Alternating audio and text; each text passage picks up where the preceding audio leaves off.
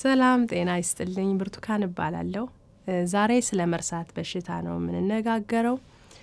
የመርሳት በሽታ ምንድነው የመርሳት በሽታ የማስታወስና ያስተሳሰብን ባህሪን የሚነኩ የተበላሹ የአንጎል ክፍሎች ቡድን የጋራ ስም ነው አንድ ነጠላ በሽታ አይደለም ነገር ግን የህክምና ሁኔታዎች ስብስብ ቀስ በቀስ የእውቀት ችሎታንና የዕለት ከዕለት ተግባራትን የሚጎዳ ነው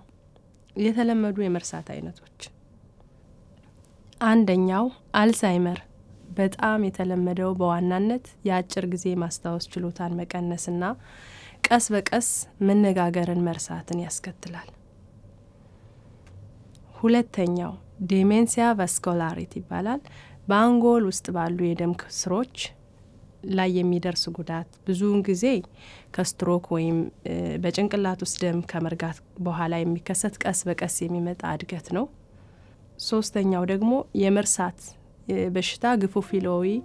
ጋር በእይታ ቅዠቶች ግንዛቤ መለዋወጥና በእንቅስቃሴ መዛባትን ለይቶ ይታወቃል አራተኛው ዴሜንሲያ ፎርቶቴምፖራሪት በለጋ እድሜው የተለመደ ባህሪና ስሜታዊ ለውጦችን ያሳያል ይሄ ብዙ ጊዜ በወጣቶች ላይ የሚከሰተው ችግር ነው